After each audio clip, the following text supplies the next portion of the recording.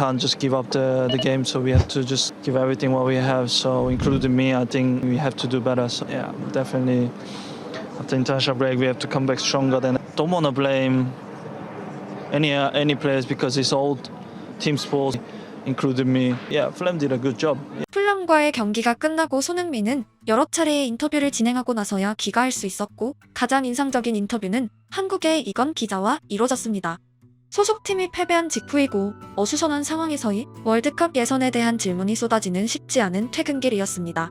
이건 기자의 표현을 빌리면 대표팀에 대해 말하는 손흥민의 눈가엔 눈물이 맺혀 있었고 기자는 규정상 녹음본이 아니라 텍스트로 인터뷰를 전하는 아쉬움 또한 말했습니다.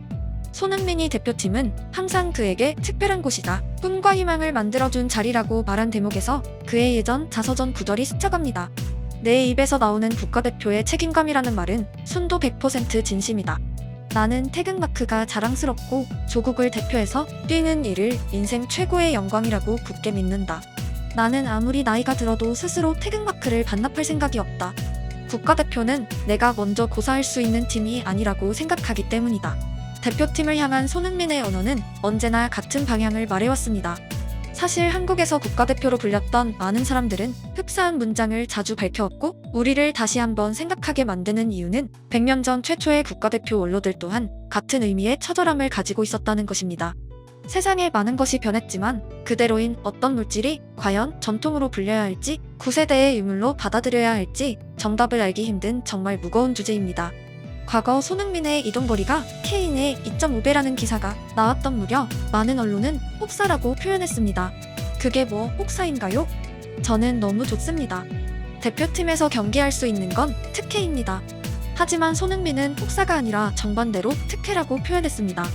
대표팀 혹사 논란과 관련해서는 무릎에 물이 차서 은퇴하던 박지성의 마지막 인터뷰가 있습니다. 선수로서 손흥민과 같은 이야기를 했지만 말에는 뼈가 있었습니다. 바로 시스템입니다.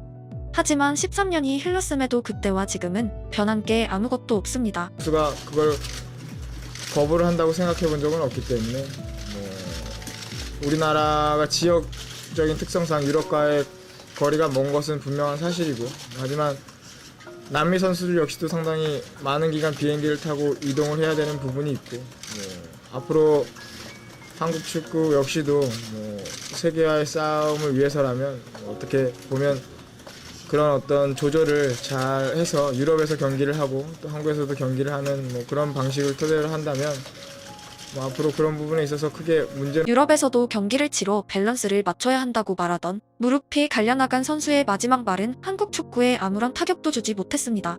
현실은 10년 후에도 손흥민은 케인보다 2.5배의 이동을 하고 있습니다. 한국 축구가 손흥민에게 받은 것이 무엇인가는 유튜브 검색을 통해 관련 영상을 만 개는 찾을 수 있습니다. 하지만 과연 한국 축구가 손흥민에게 준 것은 무엇일까요? 손흥민에 국한된 이야기가 아니라 헌신하는 선수들 모두가 포함된 주제입니다. 손흥민이 말한 대표팀에 대한 자부심과 책임감은 자신이 보고 자란 꿈을 심어준 선배들, 그리고 자신을 프로 선수로서 살아갈 수 있게 해주는 팬들에 대한 이야기입니다. 축구협회라는 조직은 그 모든 사람들을 아우르는 방패가 되어야 합니다. 여러 가지 좀 생각이 많이 들었다. 내가 더 이상 할 수 있는 게 없을까? 내가 도와줄 수는 더 이상은 없을까라는 생각을 정말 진지하게 했었다. 협회가 해야 하는 역할과 선수가 해야 하는 역할이 있지만 손흥민에게는 너무 많은 짐이 주어져 있습니다. 그가 왜 런던에서 대표팀을 위해 할 수 있는 일이 없을지 고민해야 할까요?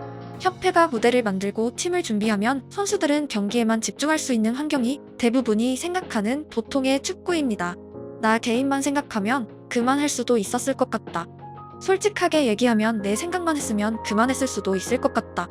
대표팀을 향한 진심이 순도 100%라던 젊은이는 많은 시간이 지나고 힘들다고 토로하고 있습니다. 과거의 손흥민은 책임감 외에 대표팀 경기를 진심으로 즐기고 있었습니다. 하지만 현재 그를 한국행 비행기로 탑승시키는 동력은 축구의 순수한 재미가 아니라 오직 책임감만 남아있었습니다. 축구 팬분들과 약속했던 것들, 또 내가 나라를 위해 정말 내가 할 수 있는 선에서 능력이 되는 안에서 끝까지 하겠다던 그 말에 대한 책임감을 가지고 있기 때문에 정말 오로지 팬들만을 생각했고 한 번은 꼭 웃게 해드리고 싶다. 정말 꼭 웃게 해드리고 싶었고 아직 그게 얼마나 될지는 모르겠지만 내가 할 수 있는 선에서 정말 최선을 다할 거다. 결국 그는 자신이 행복하기 위해서가 아니라 타인을 위해서 마지막까지 대표팀을 위해 뛰겠다는 표현을 했고 꼭 웃게 하고 싶다는 말의 의미는 다음 월드컵으로 생각됩니다. 현실적으로 그에게 가장 가까운 메이저 대회이자 가장 많은 사람들의 관심이 집중되는 대회이기 때문입니다. 최근 여론은 대표팀의 손흥민을 마지막까지 보고 싶은 목소리, 반대로 그가 이제 그만 소속팀에 전념하고 태극마크의 부담감을 내려놓길 바라는 목소리가 반반으로 나눠져 있습니다. 정답이 없는 주제이지만 가장 중요한 것은 대표팀은 오직 책임감이 동력으로 작동되면 안 된다는 것입니다.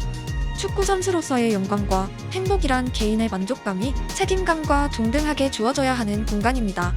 더 나은 성적을 위해서도 인간 자체를 위해서도 당연한 주제입니다.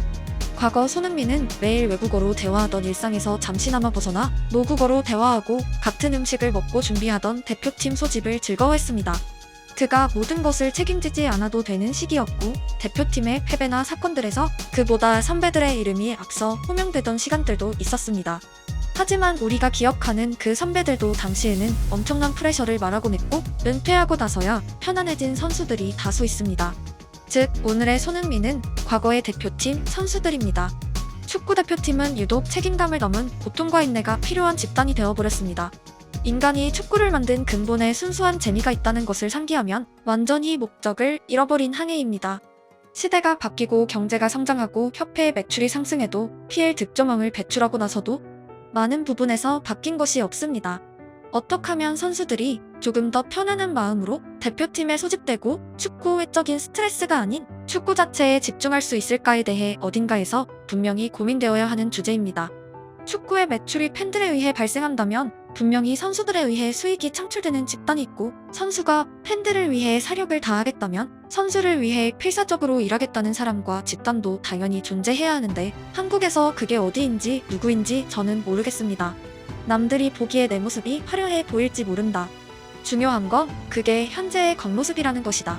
힘들었던 과거와 뒤에서 이뤄지는 노력은 겉으로 드러나지 않는다. 어려웠던 날이 훨씬 많았다. 지금도 인내하고 또 인내하며 살고 있다. 화려함과는 거리가 멀다. 이렇게 책을 내기로 한 이유는 지금 이 자리에 올 때까지 필요했던 나의 뒷모습을 말하고 싶었다. 내 인생에서 공짜로 얻은 건 하나도 없었다. 드리블, 슈팅, 컨디션 유지, 부상 방지 등은 전부 죽어라 노력해서 얻은 결과물이라고 믿는다. 어제 값을 치른 대가를 오늘 받고 내일 받을 대가를 위해서 오늘 먼저 값을 치른다. 후불은 없다. 지금 나는 자제하고 훈련하면서 꿈을 향해 달리고 있다. 대부분의 직업인들에게 인내와 노력은 자기 발전과 꿈을 위해 사용되고 있습니다. 과거 사회는 개인의 행복에 포커스를 두지 않았습니다. 생산성을 위해 인간의 체력을 소모품으로 여긴 시대도 있었습니다. 공장이 돌아가기 위해선 기나긴 업무가 필요했습니다. 시간이 지나고 생산성이 곧 공장의 가동 시간이 아닌 시대가 열렸습니다. 일부 회사에는 마사지룸이 설치되었고 카페 같은 공간에서 노트북을 열기도 합니다. 생산의 의미와 산업의 정의가 바뀌었기 때문이고 인간에게 충분한 휴식과 행복이 제공되었을 때 더 나은 창의성으로 이어지는 분야들이 급격하게 늘어나기 시작했습니다. 만약 축구가 피 터지고 인내만 거듭해야 성취하는 분야였다면 브라질이 월드컵 우승을 쓸 리가 없습니다. 그런 장르에선 오히려 압도적인 나라들이 더 많이 있습니다. 축구의 재미를 말하는 손흥민이 있고 인내와 고통을 말하는 손흥민이 있습니다. 한국에서 태어나는 미래의 유소년들은 어떤 축구를 해야 할까요? 축구라는 공장은 밤새 돌아간다고 더 많은 상품이 생산되는 장소는 아닙니다. 분야마다 특징은 분명합니다. 손흥민의 축구가 행복하길 바라는 이유 중 하나는 그마저 행복하지 않다면 한국에서 축구를 영위하게 될 아이들의 미래 또한 가시밭길이기 때문입니다. PL 득점왕을 차지하고도 행복하지 않다면 누가 축구로 행복해질 수 있을까요? 오늘의 손흥민은 분명 웃지 못했지만 더 나은 내일이 어딘가에서 고민되고 있길 기원합니다.